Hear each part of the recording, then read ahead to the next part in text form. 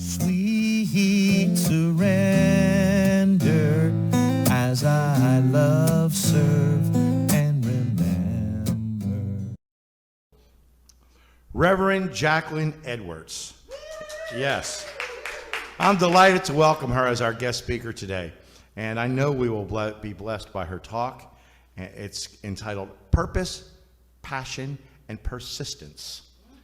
Dig that. Reverend Jacquelyn Edwards is an ordained CSL minister. She is currently serving as the Community and Civic Engagement Minister at East Bay Church of Religious Science. She has previously served as a senior minister, a founding member and past chair of CSL Diversity and Inclusion Commission, and is an instructor at the CSL School of Spiritual Leadership. She currently serves as a member of the CSL Spiritually Motivated Social Engagement Committee. Reverend Jacquelyn is the founder of Platinum Butterfly Ministries, through which she envisions creating a world in which everyone has the opportunity to thrive. She believes that we are uniquely positioned to co-create healthy, inclusive, racially and socially diverse and economically prosperous communities that celebrate life. Reverend Jacquelyn has a bachelor's degree in human relations, a master's degree in organization development and change, and a master's degree in consciousness studies. Woo! She has over 20 years experience in human resources management. She is a teacher, a public speaker, a spiritual coach, a group facilitator, an all-around good person. Man, she gives good hugs, yeah. Her ministry emphasized spirituality as a path to prosperity, justice, and peace, and we are just so grateful to have you here today with us, Reverend Jacquelyn Edwards. Hey, good morning. Happy Sunday. Happy Sunday to everyone in the house. Happy Sunday to everyone in the virtual house. We absolutely are here to have a good time in celebration of the divine. And so I will start, as I typically like to do, by blessing our service and blessing our experience here this morning. God, the good to which there is no opposite, is absolutely pulsating, breathing me, breathing everyone here, breathing everyone in our virtual, online family.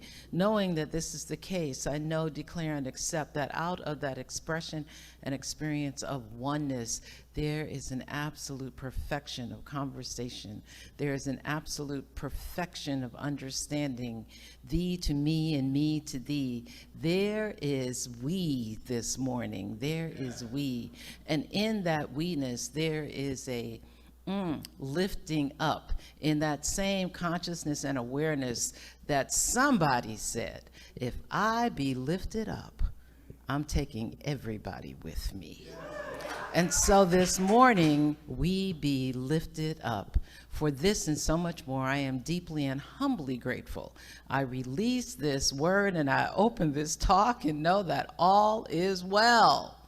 And it is done and done well. And so it is. And so it is. And so it is. And so it is. I think I'll keep this in hand. So good morning. So a community that names itself Lighthouse, yes, has right then and there set forth a mission for itself. And so who I am today is your mission reminder, right? I am bringing both an awareness of who I am and how I deliver my message around being a lighthouse, and to remind you of what you agreed to. So we all know that a lighthouse is in fact a beacon that leads and guides people to their best and highest good. And I heard you say that at the beginning of your service. So another way to look at this talk is that I am reminding you of what you said, of your who and whose you are, yes? So are you in agreement, and I'm including you online, are you in agreement that that's what we're up to? Okay, so the monthly theme for Centers for Spiritual Living is work. And that idea of work is being cradled in the annual theme of living everyday wonder. That is accepting that every day is a wonder to behold, no matter what the thing is that occurs during the day. It's a wonder. We get to go, ooh.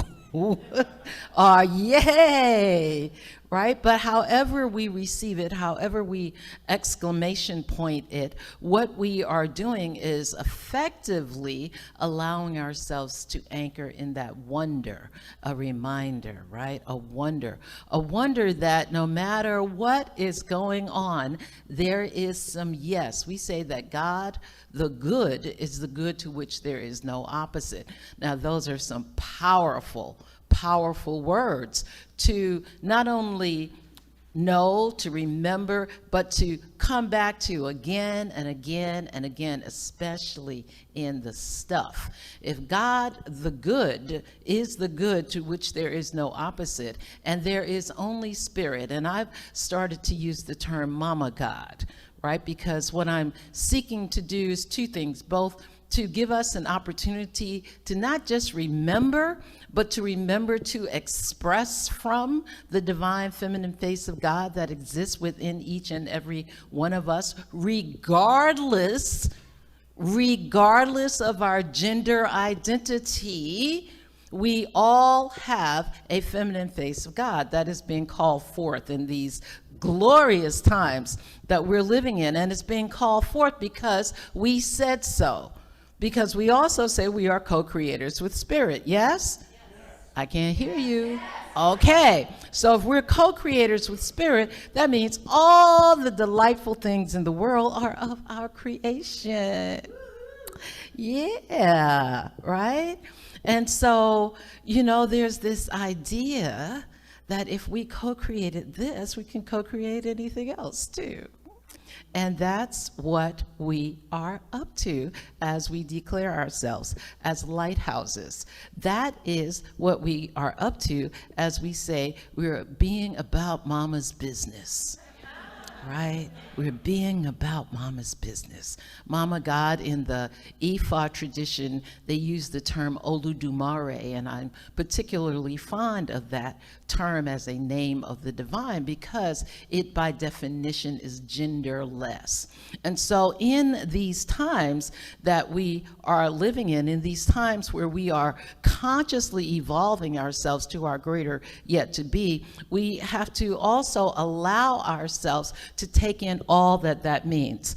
That means that there is some detail that we're up to, and some of that detail invites us to bump it up, take it to the next level. What do I mean in this particular instance by bump it up? I mean that we say in all of our conversational circles, well, God is everything, and there's no gender, it's gender neutral. Don't we say that in our conversations, right?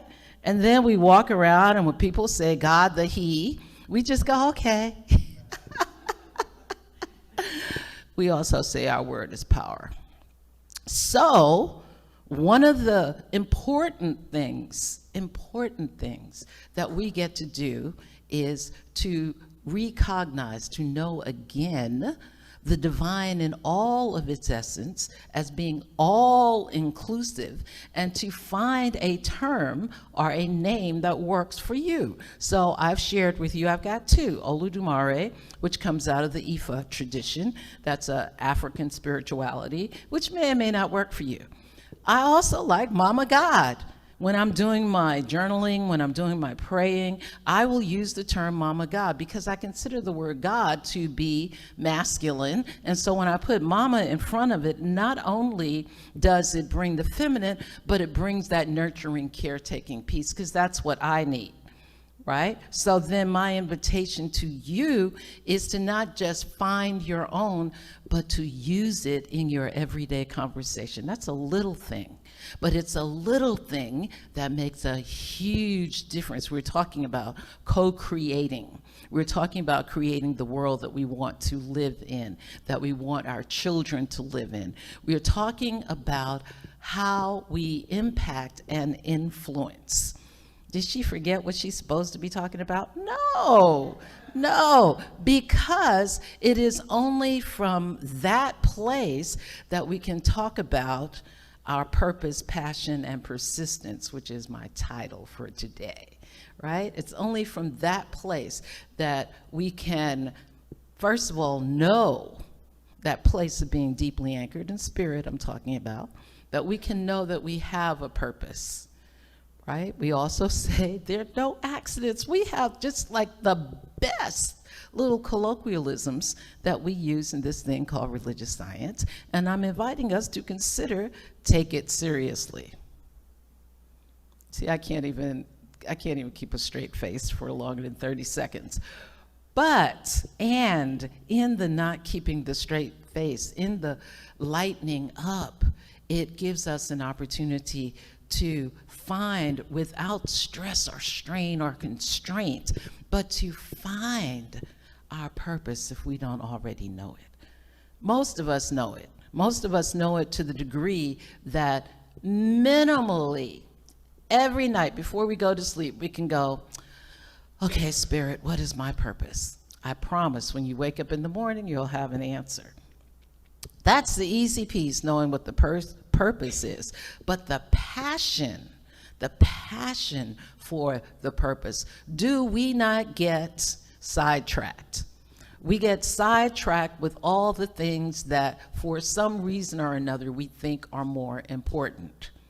We get sidetracked with, well, my purpose is to be a creative source, artist type person in the universe. My purpose is to create beautiful scenes. My purpose is to go around and show people how to decorate their environments in a way that it makes people just feel good when they walk into them. But I can't do that because I got to support, or I've got to pay, I got a mortgage, I got a car note. So I'll go be a secretary at a, I don't know, gas refinery. I'm paying the rent, I'm paying the mortgage, and I'm not knocking it. I'm not knocking it because we have to do what we have to do. And in the doing what we have to do, it is vital that we not lose sight of our purpose. This is where we get to drop into some, what I'm going to call the basics, okay? Drop into the basics. So when we come into this thing called religious science or science of mind, we talk about our affirmations. We talk about write it on a Post-it note and put it on the mirror where you can see it. And most of us do that. We take that science of mind one class, or we read a book, or whatever thing it is that we do, and we do that. We post it on the refrigerator. We have signs up. People come into our homes and they go, girl, what you doing? What is all of this? Right? But then we get in it for a while, 5 years, 10 years, 15 years, and we forget. We're more concerned about the appearance from an aesthetic point of view. You know, Post-it notes are not very aesthetically pleasing. So we don't have them anymore. Well, guess what time it is? Let's say this together. It's Post-it note time. Come on, all together, I'm serious. It's Post-it note time. It is time to remind ourselves of what our purpose is. And as we keep these reminders before us, keep before me, Howard Thurman has a writing in which he says, keep before me the moments of my high resolve. As we keep before us what our purpose is, then what happens? The universe gives us opportunities to express that purpose. the universe gives us opportunities to be passionate about our purpose. And as we are passionate about our purpose, we sometimes run into glitches along the way. We discover that our favorite art supply store that we've been going to for 20 years, for what we've relegated as our hobby, right? We've made our purpose our hobby. We discover that they're going out of business. Dang, what am I gonna do? I don't want to drive 56 miles to the next nearest store, but I got a computer in my pocket, right? The internet will get you anything. Anything. I'm just kind of making up and using examples, but what I'm saying is that we will run into glitches along the way. This is where that persistence piece comes in. I got my purpose. I'm keeping myself passionate about it by keeping it in my own self's face. And I am being persistent no matter what. No matter what. There's some place in one of those books, it says a couple of things. It says, ask and ye shall receive. Anybody heard that before? So we ask not just with our voices, but with our actions. The actions that we take are absolutely one of the most important ways. It's the nonverbal way, if you will. You know, we like to talk about all the different ways of communicating. So our actions are the nonverbal way of communicating that we are passionate and that we're willing to be persistent.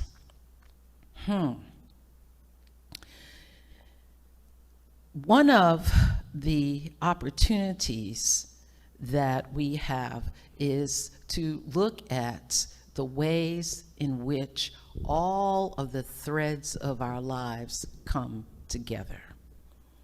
Now, I am today using the term intersectionality to talk about how all the threads of our lives come together. So I'm going to pause for a minute and let anybody out there that needs to take a breath.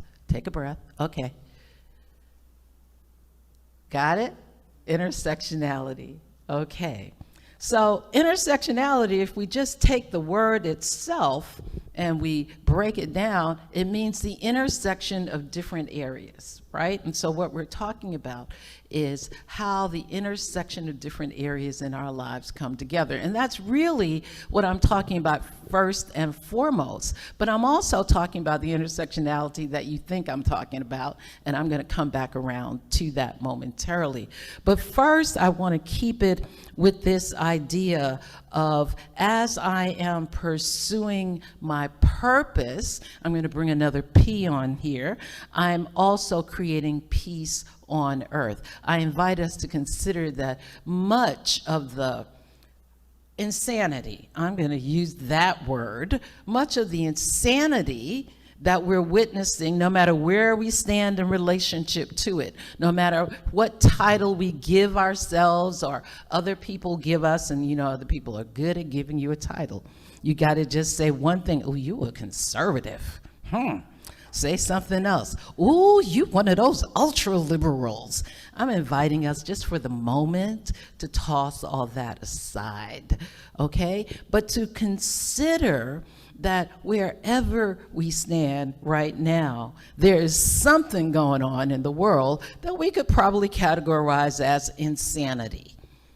Yeah?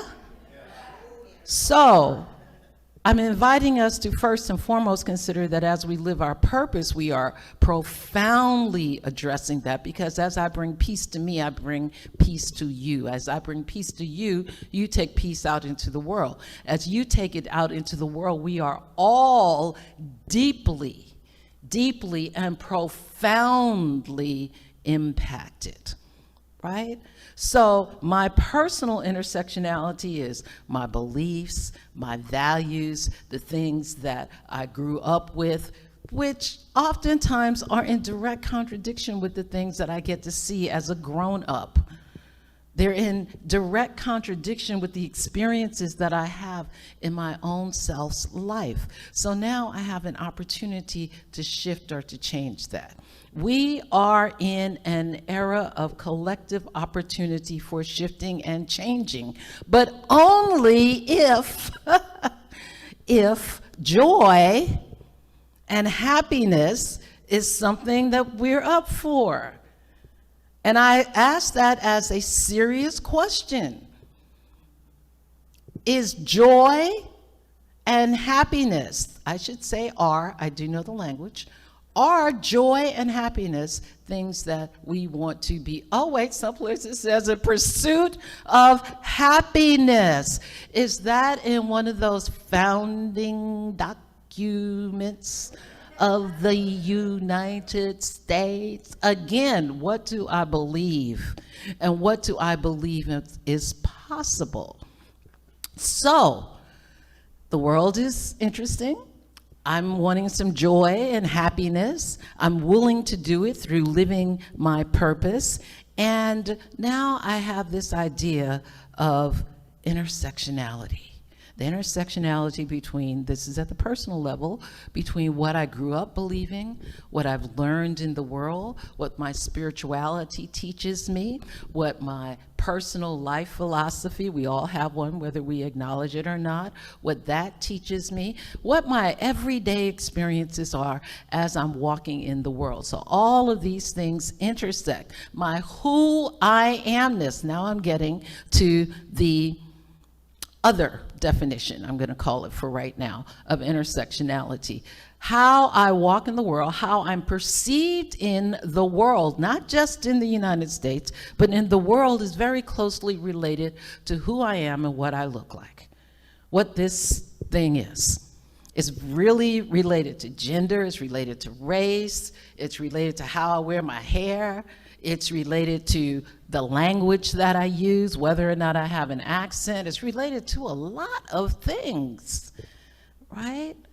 Now, while I am using those things as a bridge from my personal intersectionality into the greater intersectionality, these things in the world that we live in have an impact on how I am perceived.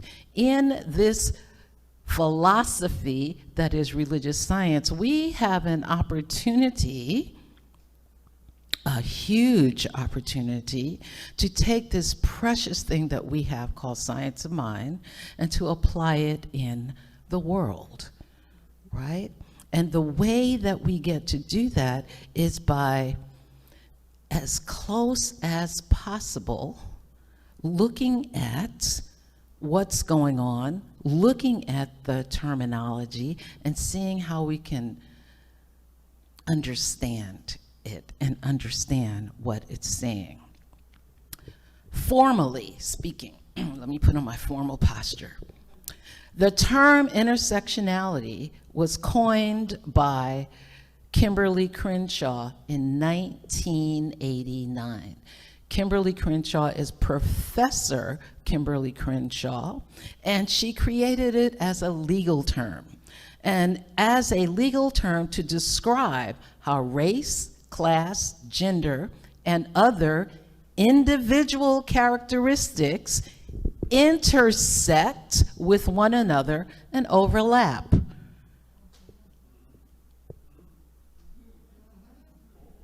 They do. They do. And you know why they have some of the not equal impacts that they have?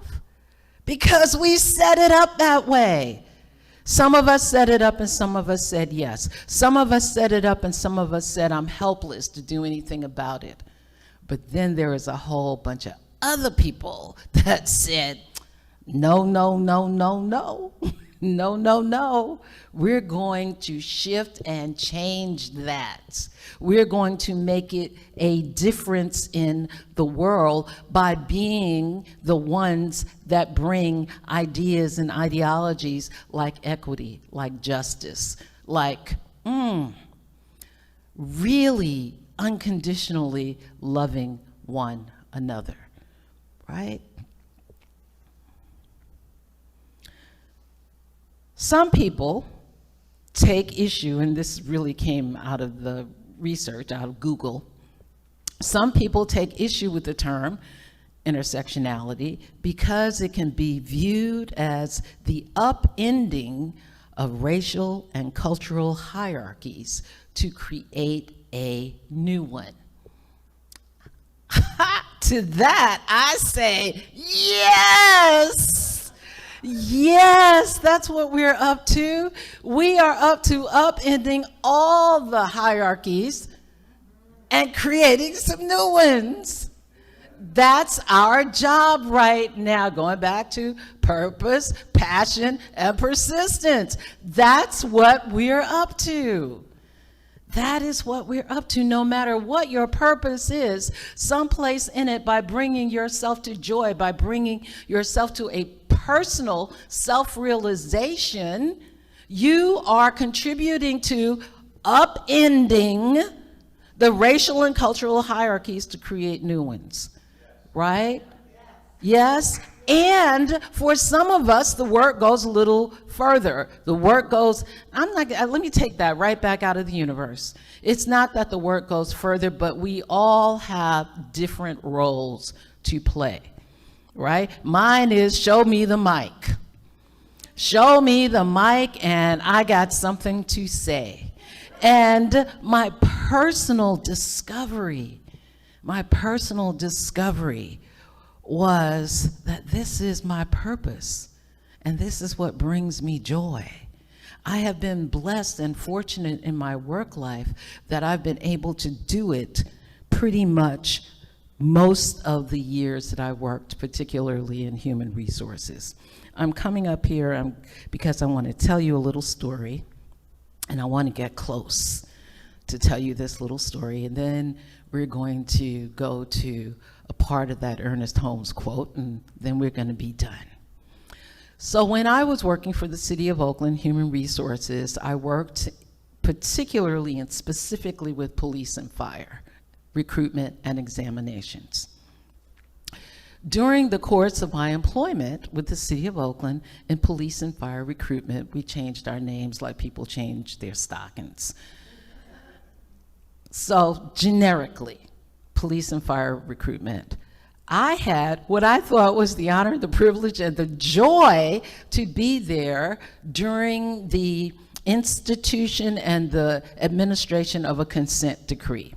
A consent decree thumbnail means that the judge, and that's how we refer to it as the judge, sleeps with the list. City employment, any public service, you have what's considered a hiring list, right? People take a test, they get a score, puts them on a list.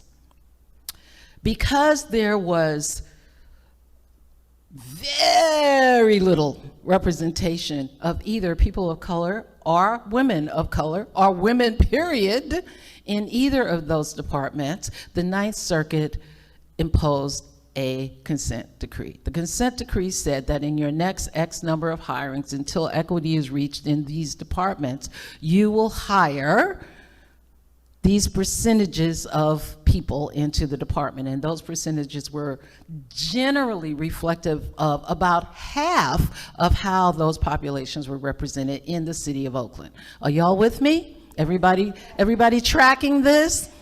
I was delighted. I was so happy. This is living my purpose, right? Doing my work. Yes, yes. Oakland Fire and Police are gonna look like the people that live in Oakland. I went to a professional conference out in the world, and one of my colleagues from another jurisdiction comes up to me and she says it like this: "We got a consent decree."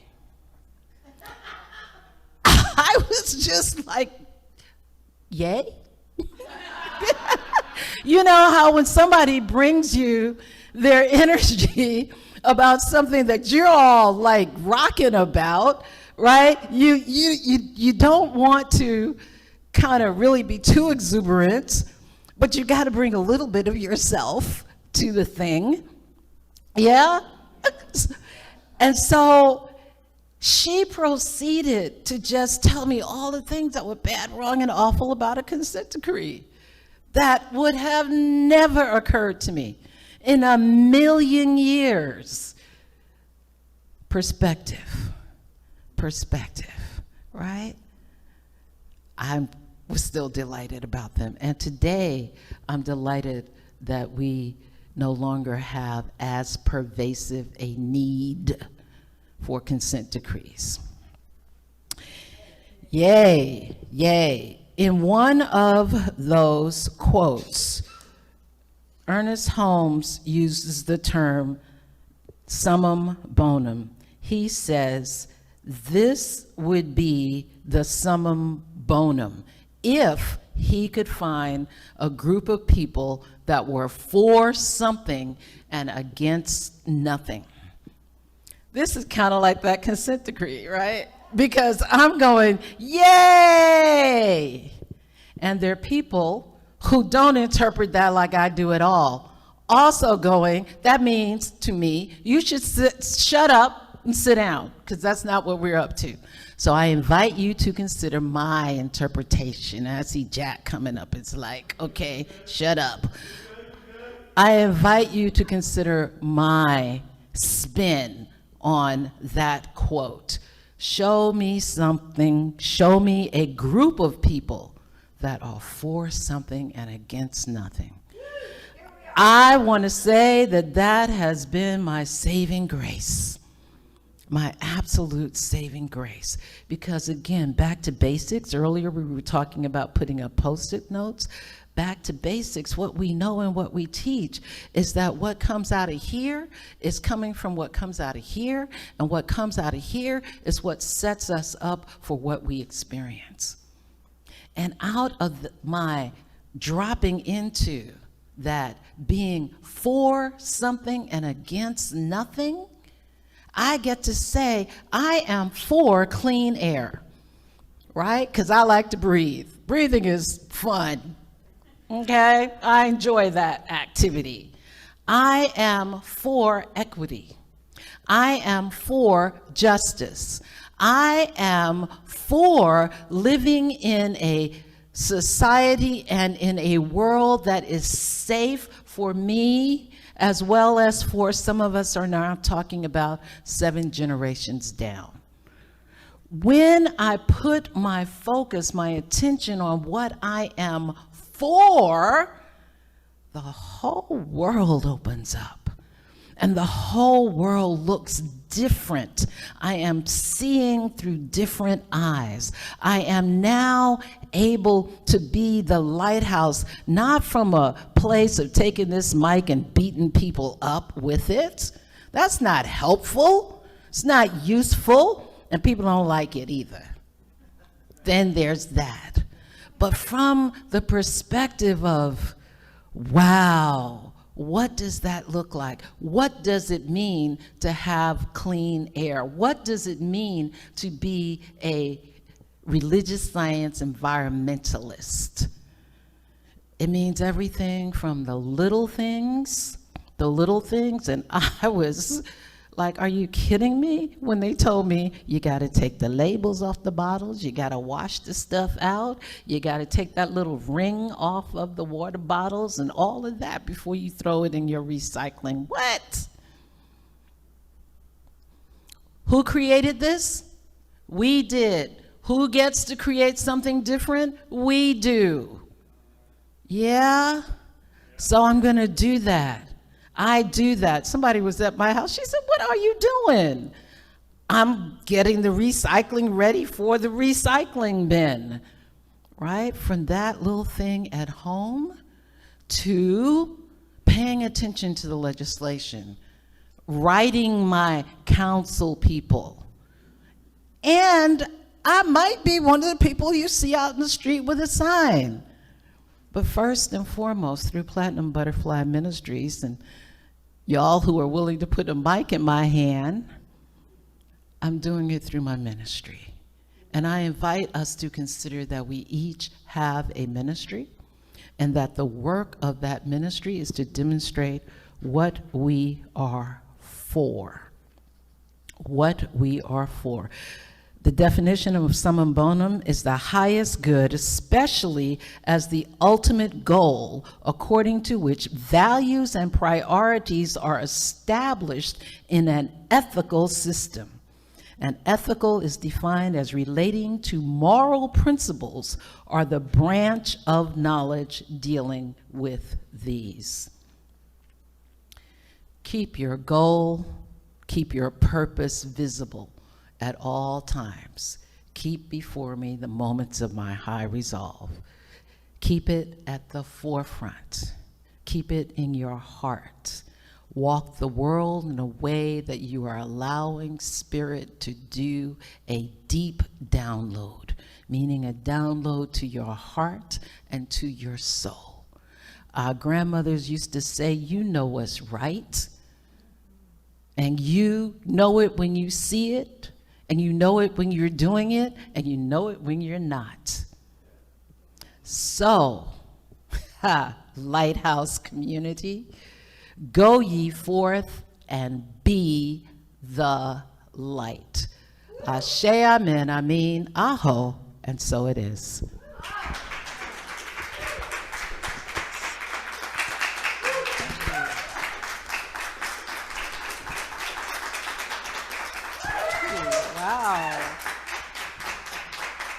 Wow.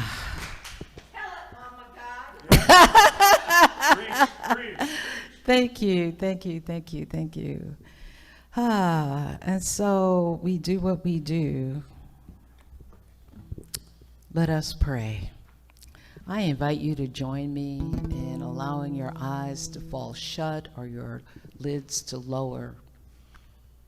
In this sweet spot in the universe, Lighthouse Center for Spiritual Living. In this place that simply by definition is an emanation of the divine. In this place where we get to again and again and again, continuously and with great love and great joy, recognize, know again that indeed we are the ones that we've been waiting for. It is with a sense of joy, a sense of lightness, a sense of wonder, and beyond everything, a sense of gratitude for this place and for the healing that takes place here. What I know and know that every person who has submitted a prayer request to this community or who holds a prayer in their heart, that every single solitary one of those prayers is being answered and being answered in ways that we cannot even begin to imagine. I know that our love relationships are flowing harmoniously and that whatever needs to happen, a recommitment or a recognition of it's time to let go, it is done with Spirit in the midst of them. What I know is that these vessels that carry us around for each and every one of us, that there is whatever healing may be needed from the top of the head, soles of the feet, fingertip to fingertip, and everything in between. Every single cell and fiber of the body is working in perfect and loving harmony, one with the other.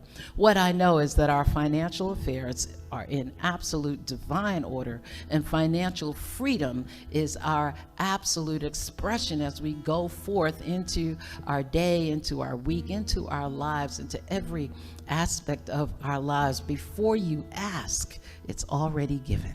And so I simply say thank you, thank you, thank you. Thank you, Mother, Father, God, Mama, God, Oludumare, as I release this word, this prayer to the immutable, perfect, and impeccable law that always and in always simply says yes. I invite you to join me in releasing this word if any part of it resonated with you by collectively declaring Ashe, Ashe. Amen. And so it is. And so it is. Thank you, thank you, thank you. I walk in God in all I do. I walk in God in all that I say.